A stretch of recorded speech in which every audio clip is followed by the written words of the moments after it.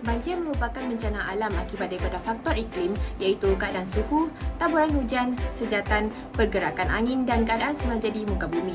Ianya juga merujuk kepada limpahan air daripada sungai dan laut yang menenggelamkan kawasan rendah yang memberikan impak ketara dari aspek fizikal dan sosial. Impak fizikal banjir ini secara tidak langsung dapat menyebabkan kemusnahan harta benda. Kita dapat lihat ketika banjir, banyak harta benda yang ditenggelami air dan menyebabkan penduduk setempat mengalami kerugian. Contohnya barang-barangan yang dihanyutkan seperti perabot, kenderaan. Jadi ini menyebabkan masyarakat terpaksa menanggung kerugian yang besar akibat kejadian banjir ini. Seterusnya, kejadian banjir yang melanda secara tidak langsung telah membawa kepada pencemaran alam sekitar di negara ini.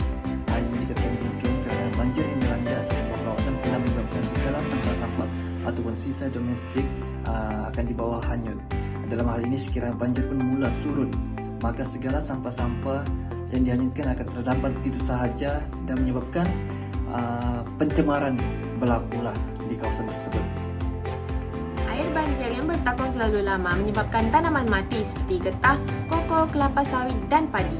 Banjir menyebabkan produktiviti tanaman menurun disebabkan kekurangan nutrien tertentu lalu mengambil masa yang lama untuk tumbuh semula. Ketika fenomena banjir berlaku, sisa kumahan dan benda-benda beracun serta bangkai binatang akan terapung bersama-sama aliran air menyebabkan berlakunya pencemaran air. Haiwan ternakan akan mati kelemasan atau terkena penyakit. Banjir juga memberikan impak sosial kepada mangsa. Hal ini termasuklah perubahan suasana hidup mereka. Apabila banjir melanda, kebanyakan mangsa dipindahkan ke pusat-pusat pemindahan sementara seperti sekolah, kolej, masjid dan dewan. Disebabkan itu, mangsa banjir merasa tidak selesa tinggal di kawasan tersebut disebabkan tiada privasi, padat, tidak selesa serta bising. Selain itu juga, banjir ini memberikan impak kepada kesihatan mangsa. Antara kesan kesihatan yang boleh berlaku kepada mangsa adalah mereka boleh terkena jangkitan penyakit. Hal ini kerana air banjir yang bercampur dengan sampah sarap dan najis akan menyebabkan ia tercemar dengan pelbagai jenis bakteria berbahaya.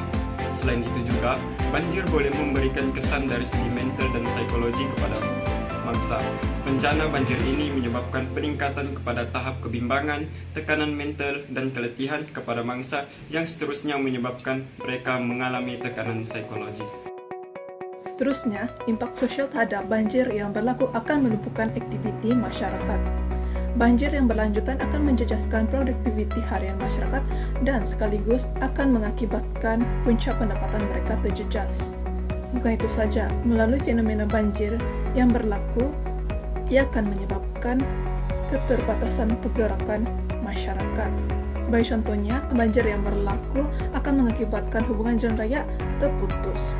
Dan ini menyebabkan penduduk tidak dapat merentasi laluan tersebut. Bagi pengurusan banjir yang pertama adalah dengan mengurus kawasan tadahan.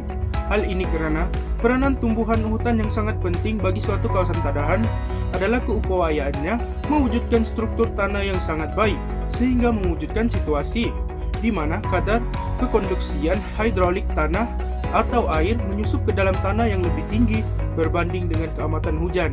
Selain itu, pengenaan denda kepada pembalak haram juga perlu dikuatkuasakan bagi menjaga kawasan tadahan ini. Seterusnya, mengurus sistem perparitan juga merupakan usaha dalam mengurus masalah banjir ini. Pihak bertanggung jawab sepatutnya mengurus sistem perparitan secara sistematik dengan melakukan pengawasan dan pembersihan sistem saliran. Pihak berkuasa perlu mengambil tindakan terhadap mereka yang melanggar Undang-Undang Kecil Tanah Akta Jalan, Parit dan Bangunan 1974 serta menendah orang awam atau penjajah yang membuang sampah ke dalam longkang.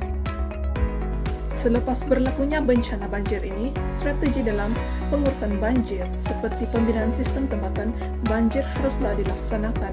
Hal ini untuk membendung kejadian banjir yang terus berlaku dan mengurangkan risiko kerugian terhadap masyarakat, sekaligus yang mampu meningkatkan keselamatan masyarakat.